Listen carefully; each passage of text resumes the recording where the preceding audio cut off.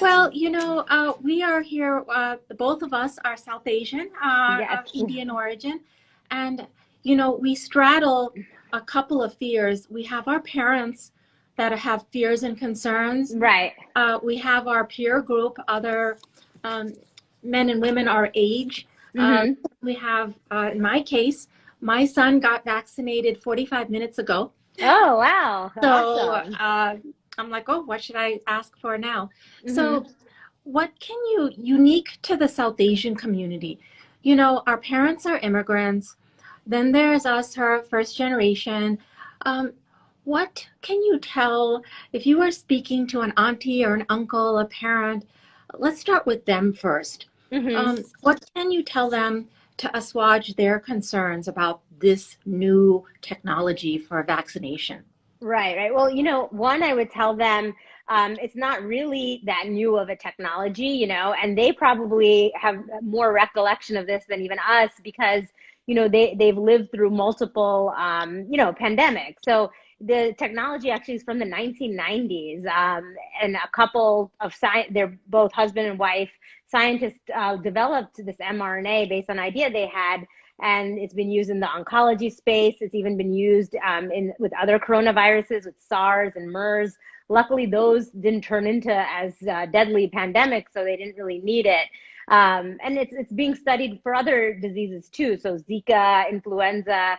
But what else I would tell them, which I also tell my parents constantly, they are in the high-risk group, One, if they're elderly, if they're over 65, they're high risk. And then if they have any of those comorbidities that many of us South Asians have, heart disease, higher levels in the rest of the community, you know that better than me, diabetes, obesity, these are all conditions that are higher risk for severe COVID. Add that to their age, and they for sure should be first in line to be getting this vaccine. And, I've shared this with you as well as many people, but I actually enrolled my own parents in the trial for the same reason, because my father's a diabetic. He's in his 70s. Both of my parents are physicians. So, they have many risk factors. So absolutely, all South Asians, just given our propensity for certain illnesses, and especially if they're of a certain age. So the other concern that our South Asian parents have is their daughters. So is this vaccine going to affect their daughter's fertility, her chances for marriage? Or maybe her daughter is newly married, or her son is newly married. Should they be getting vaccinations, and could that affect their ability to start a family and have basic grandchildren, which is every parent's dream? Yes. So that's an important concern.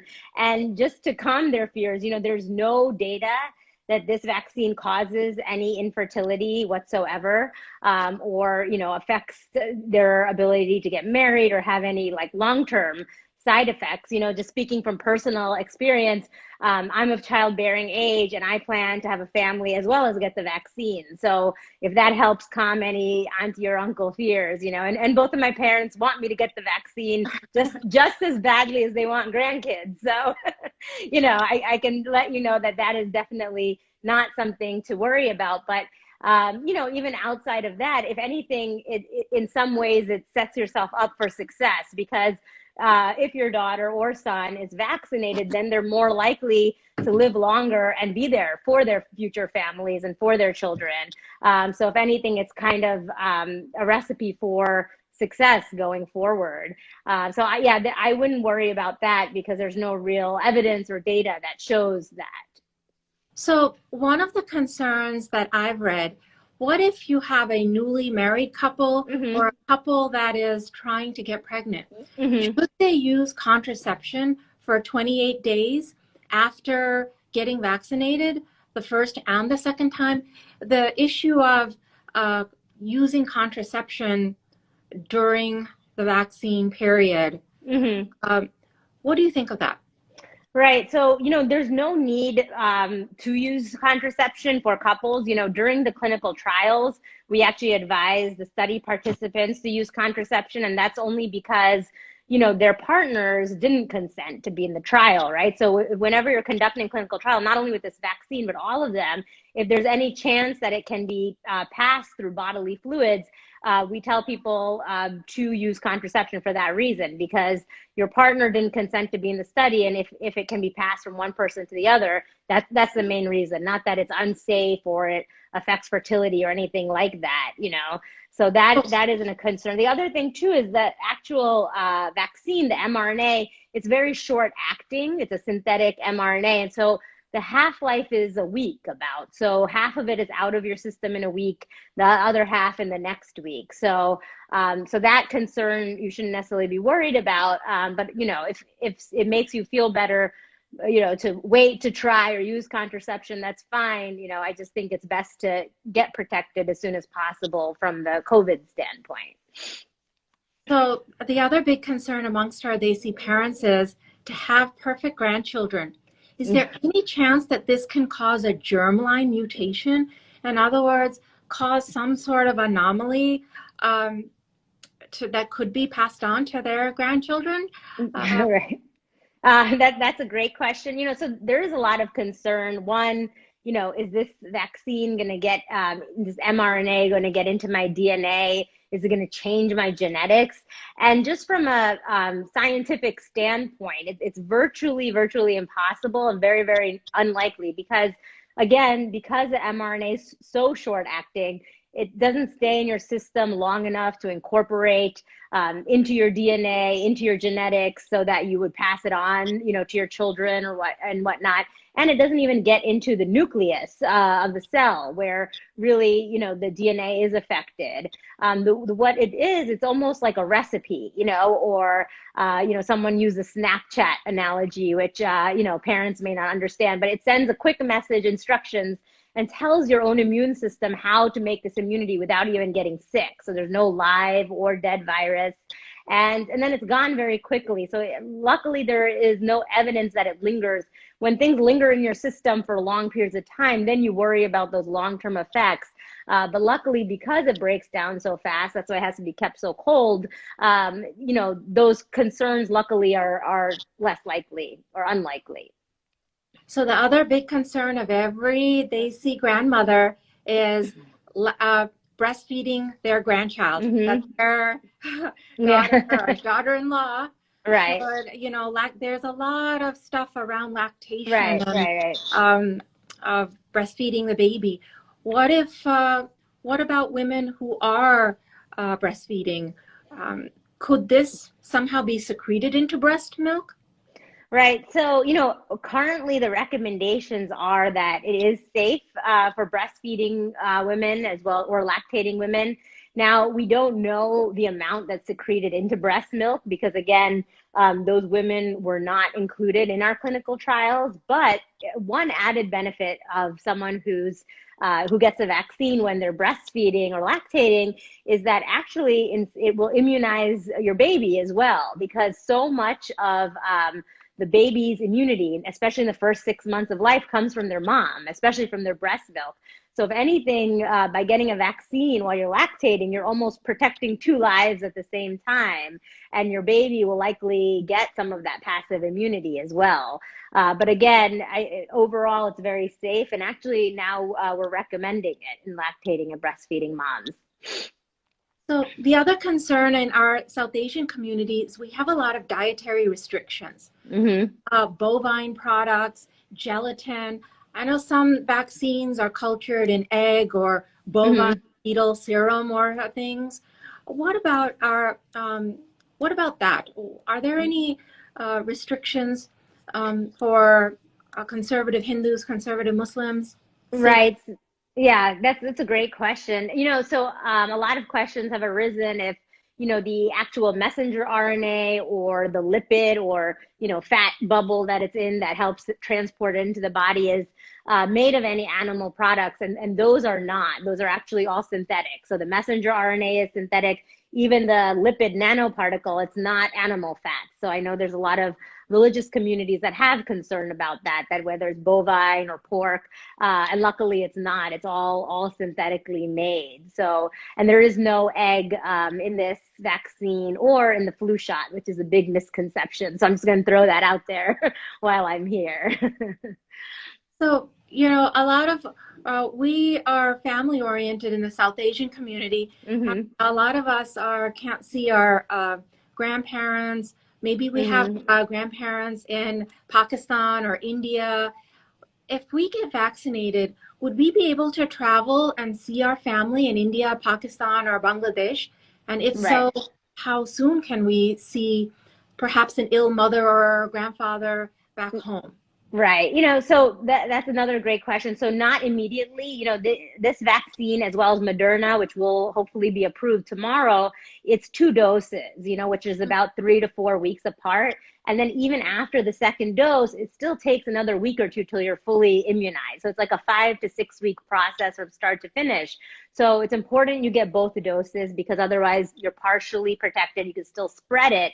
But even after that period, once you're immunized, again, traveling, some of these activities may still be high risk. I mean, you're in a much better shape than before you were immunized, but you'll still, have to wear masks, have to social distance, wash your hands frequently. And a lot of the governments of various countries too, their rules and regulations may mandate different things, whether it be vaccines or not. But when you can get back to just free travel, it's going to take some time. Like traveling for fun or pleasure probably won't occur at least until spring or summer of 2021, until we have more people immunized and vaccinated and closer to that herd immunity. The other thing too is for most of the population, they won't have access to the vaccine for a while because we have such limited supply. So, I mean, we're moving in that direction, but not quite there yet. But of course, if you have to travel for an emergency, it's much safer to go after you're vaccinated. Then yes, but you still should take all those precautions because again, it's not 100% and you can still get sick, but the idea is you won't get as sick. So go if you absolutely have to, but take all the precautions after you're vaccinated, hopefully. So there's a question. How long do we think that immunity will last? First of all, when does immunity start after the second vaccine for Right. Pfizer and Moderna? And how long does it last? Are they both pretty comparable, the Pfizer and the Moderna vaccine? Yeah, actually, and that's what's really reassuring about this data because it is the first time, even though we have mRNA experience, the first time we're actually using it in a vaccine. And the fact that two completely separate companies running, completely separate trials had very similar results is actually very reassuring because us in medicine, we like to see that things are reproducible. That means it's actually more likely to be true and accurate. So the data is very similar. Moderna did show a little bit more promise in older populations. And then both did significantly reduce the rates of getting sick with COVID-19. So most of the cases were in placebo group in both. Moderna actually prevented all severe cases. So all their severe were in the placebo. But even for Pfizer, there was only one severe case in that vaccine group. So overall, both are very comparable and both the efficacy is very similar too, around 94 to 95%. So it's very reassuring and I would feel comfortable getting either one. So in the Pfizer vaccine, there were less than 4% Asian, less than 10% Black. They were a little bit more Hispanic. In the Moderna study, there were more ethnic variation, more. So does ethnicity matter in terms of developing an immune response? So would someone who is Indian or Hispanic, would it affect their ability to form antibodies compared to a white person who's 50, who is the average test subject of the Pfizer vaccine? Right. That's a great question. And when phase 3 was conducted, there was a real effort made to include all minority groups, especially those groups that were more affected by COVID-19 and severe COVID-19. So especially certain Black and brown communities that had much higher rates of COVID-19. Theoretically, most of our immune systems are the same. So there shouldn't be that dramatic change from group to group. However, in any study or anything, it's best to test it in every group because you want to know that it's working well. What works for a Caucasian white male may not be the same, for a brown female. So ideally, yes, we would have liked to see more of those minority groups included. But again, also in many of those communities, there's a distrust and suspicion, especially of clinical trials, given events that have occurred in the past, unfortunately, where those communities were betrayed, such as the Tuskegee experiment, which, wasn't South Asians, but, the African-American community, unfortunately, it has this distrust because of events from that trial and just in general, the way government policies have treated them over time. So I don't blame minorities for not running to participate, but these are the groups that you arguably need it more so than the white Caucasian, right? Because we're seeing higher rates in them. So let's say we've convinced our parents and our friends that the vaccine is not going to alter their DNA, not going to cause genetic mutations in their offspring. Okay. That it's safe to take if a woman is lactating, as far as we know. Right. And that it should be effective across, as far as we know, a broad range of ethnicities.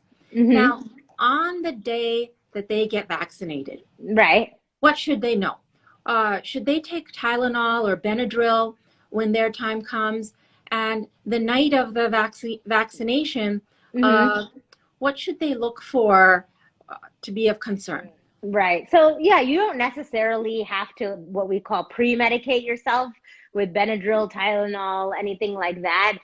What may happen after the first dose, especially at night, is that you might have certain side effects. And this is not you getting sick or a problem or alarming. It's basically your immune system is starting to react to what you've been injected with. So common things could be pain at the site of the injection, headache, fever, fatigue, muscle pains and aches. And for that, of course, you can take Tylenol, you can take anything that you need, fluids.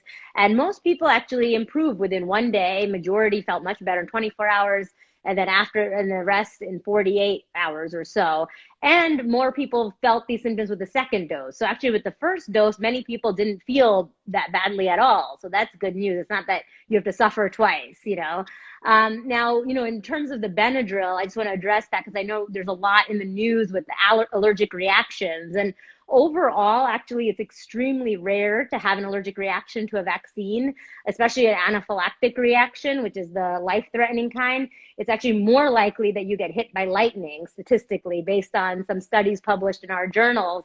But, But that they see, Mom. Yeah, I know. Gotta be saying, "Oh, we are bad luck. These things are going to happen to you." Know how that negative, how. Yeah, especially if you do it on an inauspicious day, then you'll be more likely to have problems. I can already see my mother be like checking, the calendar. But we'll do a anyway. before we Exactly. Just make sure to keep the evil spirits away. But that being said, usually it's an ingredient that you're allergic to. So even in the Pfizer vaccine, we think it was an ingredient called polyethylene glycol that people reacted to. So the current recommendation is even if you have allergies, you can still get the vaccine. You don't have to do anything special. But if you're allergic to vaccines in the past or ingredients in this vaccine, then either avoid it or, if you're not sure, speak with your allergist to make sure it's safe.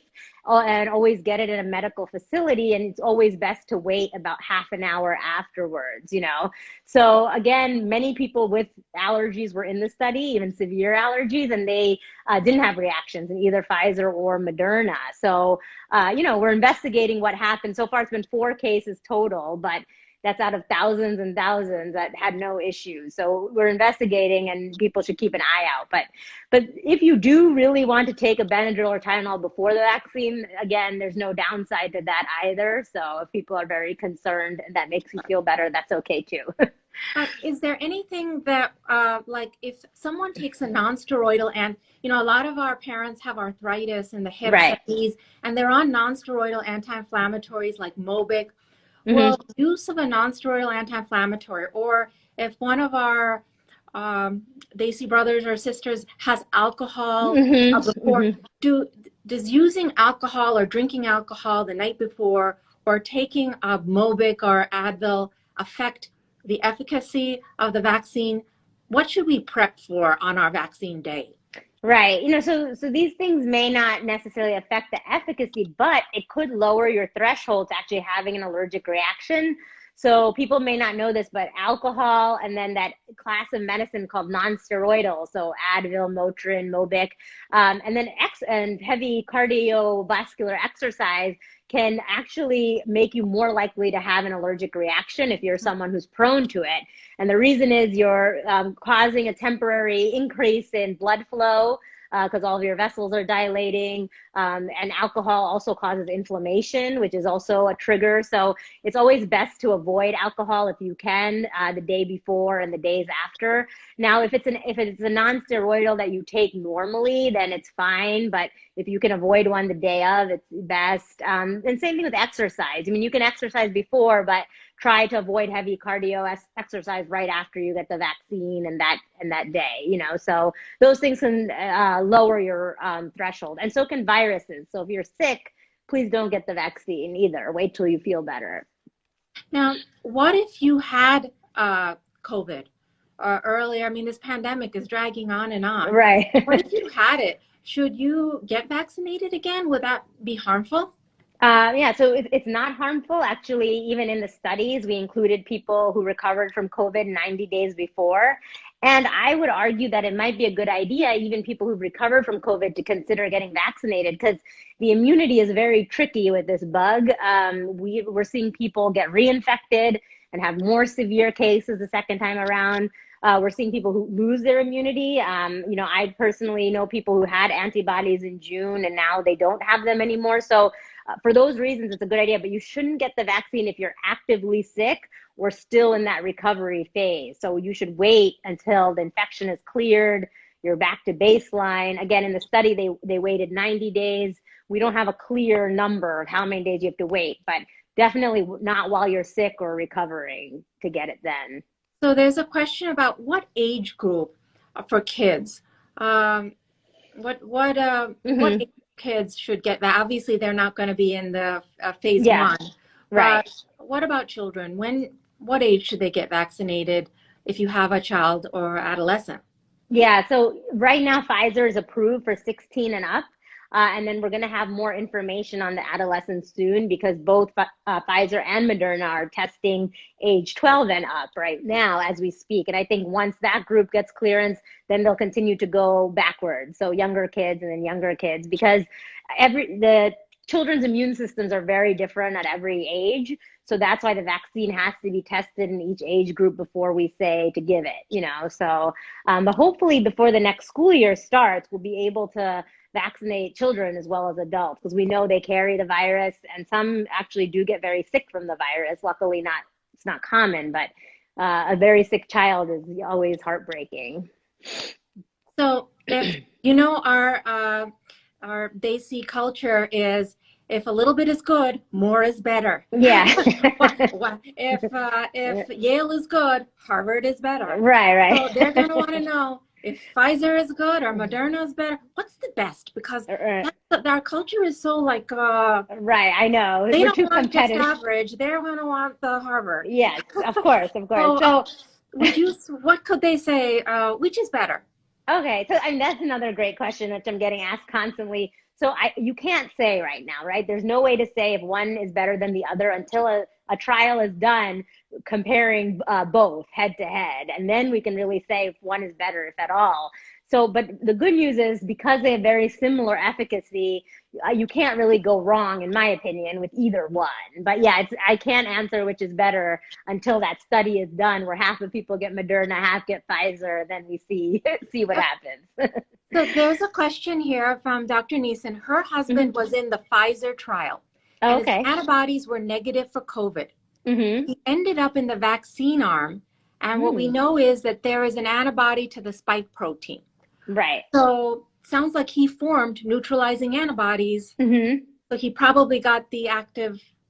Right. So that's what we were looking for. So the way that these both vaccines worked was that they were that messenger RNA tells your immune system how to make that spike protein, because that protein is what mounts the immunity. So it's not the same, it's a very, very specific antibody. So yes, there's COVID antibodies, which are for the virus itself, but here we were looking at antibodies for that specific spike protein, which we know is very potent in immunity. So that is not a commercially available test. So I don't know when he had his antibodies checked, if it was before he got the vaccine or after. So whatever test he had commercially available might not reflect those very, very specific antibodies, because those, of course, were studied for the lab or study purposes. Another quick question. Should someone get the vaccine if they're having long haul COVID? So if they're having lingering dysautonomia or brain fog, so they're not recuperated per se, right. What do you think about vaccination in that setting? Right. That's a very difficult question that actually came up yesterday too. But I would say that if they have long haul symptoms, but no longer have symptoms of an active infection, and also depending how far they are from, their initial infection and recovery, then likely it would be okay. It probably will have to be a case by case decision. But if you're a long hauler that's already in one of those high risk groups, it might be a good idea, since we do know the immunity from the COVID vaccine is better even than the natural infection.